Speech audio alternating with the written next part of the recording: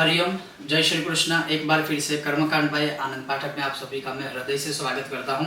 और इस बार 8 नवंबर को 2022 को खगरास चंद्र ग्रहण है। और यह खगरास चंद्र ग्रहण भारत सहित एशियाई सभी देशों में, ऑस्ट्रेलिया में और ज़्यादातर अमेरिका के, ज़्यादातर यूएसए के बहुत सारे राज्यों में दिखने वाला है। इन शॉर्ट में यह जो खगरास चंद्र ग्रहण होगा 8 नवंबर को, वो जो खगरास चंद्र ग्रहण है वह एशियाई देशों में, अमेरिकी देशों में, ऑस्ट्रेलिया में और कुछ कुछ जगह पर पैसिफिक जो मतलब खाड़ी है, देश है, प्रांत है, वहाँ पर भी दिखने वाला है। किंतु क्या इस ग्रहण का पालन करना होगा? तो हाँ, जहाँ जहाँ यह ग्रहण दिखने वाला है उसका पालन करना ही होगा। अब वही नियम है जो सूर्य ग्रहण वाला है, लेकिन चंद्र ग्रहण में क्या अलग होता है, क्या अलग है और कैसे उसका पालन करना है। तो सबसे पहले वही नियम है कि ग्रहण के आरंभ में स्नान, स्पर्श स्नान, मध्य मंत्र जाप आदि और मोक्ष यज्ञ आदि कर्म। लेकिन चंद्र ग्रहण में क्या है, ये सारी चीजें आज एक ही वीडियो बनाऊंगा और एक ही वीडियो में सब कुछ बताऊंगा।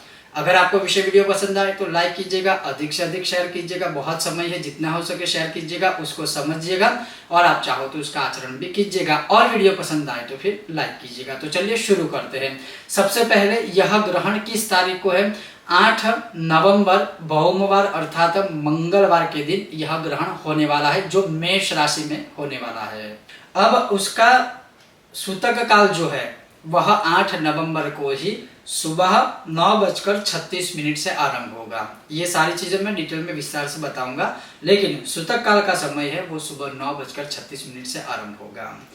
स्पर्श काल जो है, चंद्र ग्रहण का जो स्पर्श काल है वो 2:39 है। और जो खग्रास होने वाला है वो करीब 3:30 बजे है। लेकिन मैं यही कहूंगा कि यही फॉलो कीजिए, 2:45 बजे करीब आसपास या 2:39 दोपहर से स्पर्श है। 4:29 को मध्यकाल है और 6:19 को मोक्ष काल है। सूतक 9:36 सुबह से आरंभ होगा। स्पर्श काल दोपहर में 2:39, मध्यकाल 4:29 और उसका मोक्ष काल है 6:19। ये हो गया पूरा समय की अवधि, पूरी समय अवधि। अब जो लोग स्वस्थ है, जो फॉलो करते हैं, जो आचरण करते हैं, उन्हें सूतक काल से ही सब खाना पीना छोड़ देना है। मैं फिर से बोलता हूँ, जो स्वस्थ है, जो फॉलो करते हैं, जो आचरण करते हैं, जो मंत्र जाप आदि जो मैं आगे सारी चीजें बताऊंगा वो करने वाले हैं या करते हैं उनके लिए। लेकिन गर्भवती महिलाएं, बुजुर्ग लोग, छोटे बच्चे, अस्वस्थ जो बीमार है, उनको ये कुछ भी नियम आदि पालन करने की आवश्यकता नहीं है और ये शास्त्रोक्त कथन है। तो ये स्पष्टता है। अब मान लीजिए, मतलब जो सूर्य ग्रहण में हम नए मंत्र लेते हैं, दीक्षा भी ले सकते हैं, क्या चंद्र ग्रहण में वो चीज हो सकती है? कदापि यह गलती मत कीजिएगा। क्योंकि जैसे चंद्र ग्रहणे दारिद्र्यादि दोषोक्ते रीति केचित चंद्र सूर्योप रागे च स्नात्वा पूर्वम उपोषितः। लेकिन मूल जो पंक्ति है वो ये है कि चंद्र ग्रहणे दारिद्र्यादि दोषोक्ते रीति केचित। इसका अर्थ ये बताया है शास्त्रों में कि चंद्र ग्रहण के समय अगर किसी ने दीक्षा दी है, अगर किसी ने नए मंत्र की, स्तोत्र आदि की कोई भी साधना की दीक्षा ली है, तो वह दारिद्रता को प्राप्त होता है, उसे दारिद्र्य दोष लगता है। जबकि सूर्य ग्रहण में क्या है, आप नए मंत्र की दीक्षा, शिक्षा आदि दे सकते हो, ले सकते हो, कोई दोष उसमें नहीं है। लेकिन चंद्र ग्रहण में ये नहीं कर सकते हैं। तो फिर क्या करना चाहिए?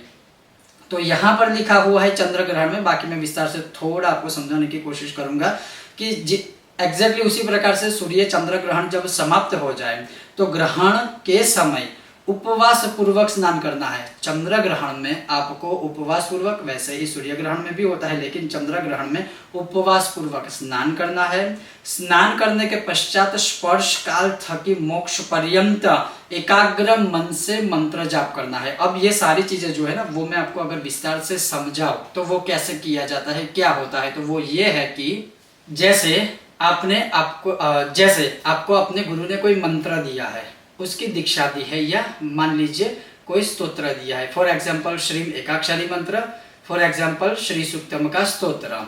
तो अगर आपने उसी को सूर्य ग्रहण में भी मंत्र जाप किया है, या श्री सूक्तम कोई मंत्र करता है, कोई स्तोत्र करता है, तो अगर आपने स्तोत्र कंटिन्यूस किया था सूर्य ग्रहण के समय, या तो मंत्र किया था सूर्य ग्रहण के समय, उसी चीज को आपको चंद्र ग्रहण में एक पुरस्चरण के रूप में पूरा करना है।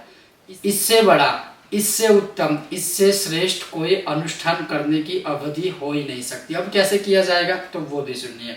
तो जैसे चंद्र ग्रहण में लिखा है कि जैसे ही ग्रहण का स्पर्श होता है, जैसे ही ग्रहण का स्पर्श होता है, बैठ जाइए श्रीम श्रीम श्रीम या ओम हिरण्यवर्णम हरिणीम, शुरू कर दीजिए स्पर्श काल के समय से। अब इसमें क्या लिखा है कि मोक्ष काल पर्यंतक, मान लीजिए जो अवधि मैंने आपको बताई है वो है, फॉर एग्जाम्पल इस बार जो चंद्र ग्रहण होगा उसकी अवधि है 2:39 से लेकर मोक्ष है 6:19। करीब करीब 4 घंटे आपको मिल गए, करीब करीब 4 घंटे आपको मिल गए। हाँ, मैं ये नहीं कहता हूँ कि आप बीच में खड़े नहीं हो सकते हैं, थोड़ा विश्राम लीजिए, कोई बात नहीं है, थोड़ा विश्राम लीजिए 2-5 मिनट का, और फिर वापस बैठ जाइए। अगर लघु शौच आदि शंका जाते हो, टॉयलेट बाथरूम, तो आपको फिर स्नान करके ही बैठना है बिना स्नान किए। और जहाँ तक मेरी मतलब ये मानना है, शास्त्रों का मानना है कि अगर आपने कुछ खाया पिया नहीं होगा सूतक काल में तो वो कोई आपको डिस्टर्बेंस होगा ही नहीं। लेकिन अगर फिर भी ऐसा कुछ होता है तो स्नान के बिना बैठना नहीं है। मैं मूल रूप से ये कहना चाहता हूँ कि आपने 2:39 से मंत्र जाप आरंभ कर दिए श्रीम श्रीम श्रीम या श्री सुक्तम के स्तोत्र का या पाठ का सुक्तम का, तो 4 घंटे आपको मिलते हैं। 4 घंटे में तकरीबन, मान लीजिए, मैं सिर्फ एग्जाम्पल दे रहा हूँ, तकरीबन मान लीजिए 4 घंटे में आप 200 माला जपते हो। 200 माला हो गई, 200 माला मतलब करीब करीब समझ लीजिए 20,000 मंत्र जाप हो गए। 20,000 मंत्र जाप हो गए। मैं यहाँ पर 100 की गिनती करता हूँ, ऊपर के जो 8 मन के होते हैं वो ऑलवेज प्रायश्चित के रूप में आप निकाल सकते हो, अगर आप चाहो तो गिन भी सकते हो। तो अगर 200 माला आप करते हो, 20,000 मंत्र जाप हो जाते हैं, मैं ये एग्जाम्पल दे रहा हूँ, तो फिर जो मोक्ष का टाइम है 6:19 या 6:18 के बाद, तो वो जो आपने मंत्र जाप किए थे ना 4 घंटे में, उसका दशांश यज्ञ भी आप कर सकते हो। ध्यान से सुनिएगा, उसका दशांश यज्ञ भी आप कर सकते हो या विद्वान ब्राह्मण के माध्यम से करवा सकते हो।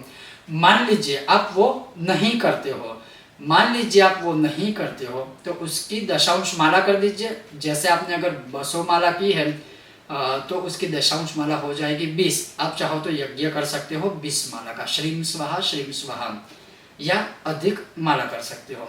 अब 20 माला का यज्ञ हो गया तो उसके बाद होगा उसका तर्पण। तर्पण के लिए वैसे अन्य दिनों में आप यंत्र के ऊपर तर्पण कर सकते हो, मूर्ति के ऊपर कर सकते हो, लेकिन ग्रहण में नहीं हो सकता है। तो क्या करना है, सीधा ही ग्रहण में सीधा ही किसी भी ताम्र पात्र में जल ले लीजिए।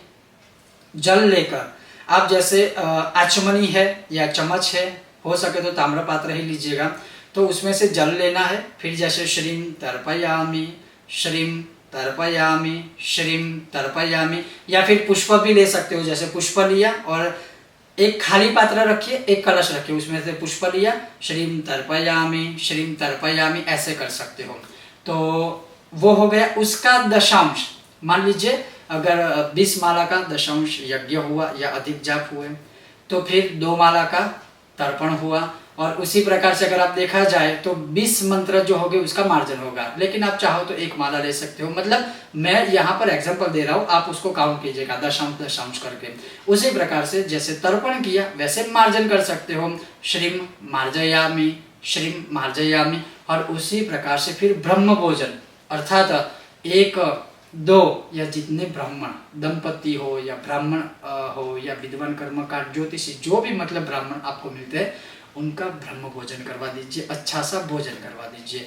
चंद्र ग्रहण में ये पूरा पुरस्चरण करने का जो फल है ना, वो सर्वश्रेष्ठ है, क्योंकि सूर्य ग्रहण में आप नए मंत्र की दीक्षा शिक्षा ले सकते हो, उस मंत्र को उसी ग्रहण में सिद्ध कर सकते हो, उस सिद्ध किए हुए मंत्र को उस सिद्ध किए हुए मंत्र का अनुष्ठान सिर्फ एक ही दिन में चंद्र ग्रहण के दौरान अगर करते हो तो मान लीजिए किसी विद्वान ब्राह्मणों के द्वारा जो आप अनुष्ठान कराते हो, या मान लीजिए आप पूरे साल भर जो चीज करते हो ना, वो आपको सिर्फ 4 घंटे में प्राप्त हो जाएगी।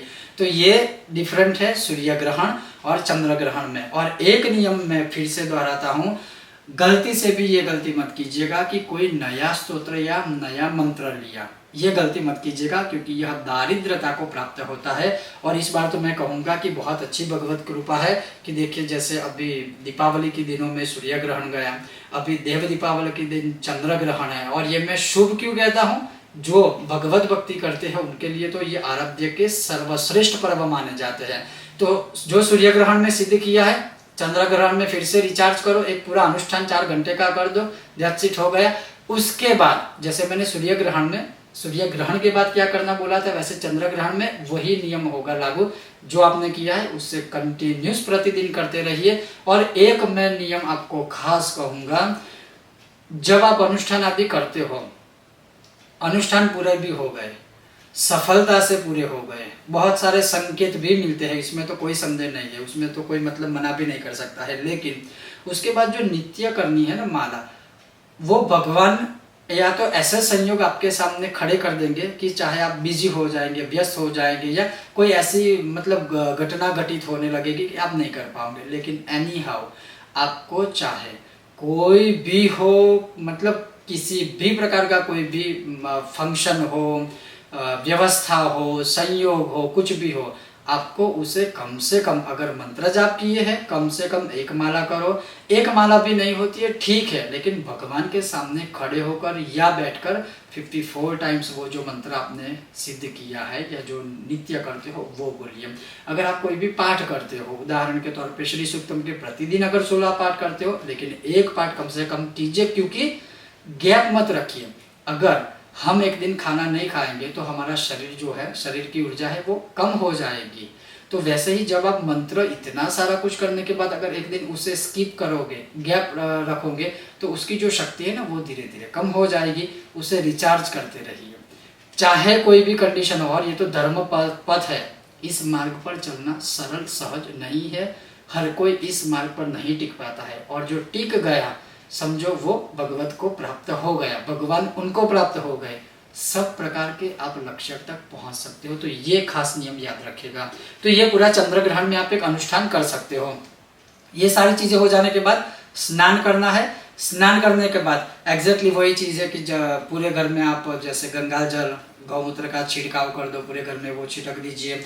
आपका मंदिर है, मंदिर में जो देवी देवता आदि है उनको भी शुद्ध जल से स्नान आदि करवा के पहले की तरह पूरे मंदिर को साफ सफाई करके पूरा उनमें रख लीजिए। घर में रसोई घर है, जितना हो सके सारी स्वच्छता रखिए, सब पूरा साफ सफाई करके वापस पहले की तरह नॉर्मली सब रख दीजिए।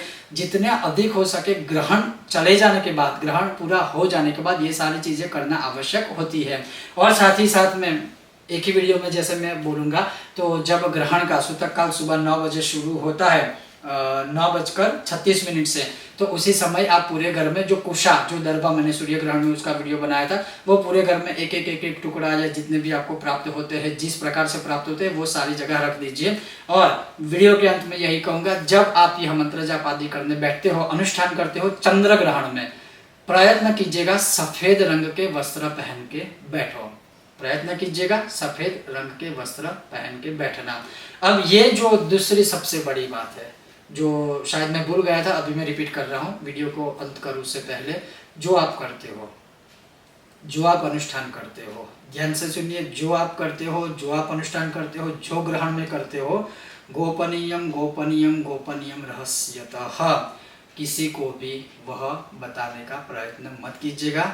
जो ज्ञान है, जो आपको प्राप्त हुआ है, वो आपके तक ही सीमित रखिए। हाँ, आप अपने गुरु को, आप अपने मार्गदर्शक को यह चीज बता सकते हो, ताकि उसमें से शायद आपको कोई संकेत भी मिला हो, तो वो आपके गुरु जो है वो आपको मार्गदर्शन दे सकते हैं। लेकिन किसी को भी बताने का प्रयत्न मत कीजिएगा, आपकी ऊर्जा जो है ना वहाँ खींची चली जाएगी। इसके ऊपर भी मैं बहुत जल्द वीडियो बनाने वाला हूँ, शास्त्रों में ऐसे बहुत सारे उदाहरण है।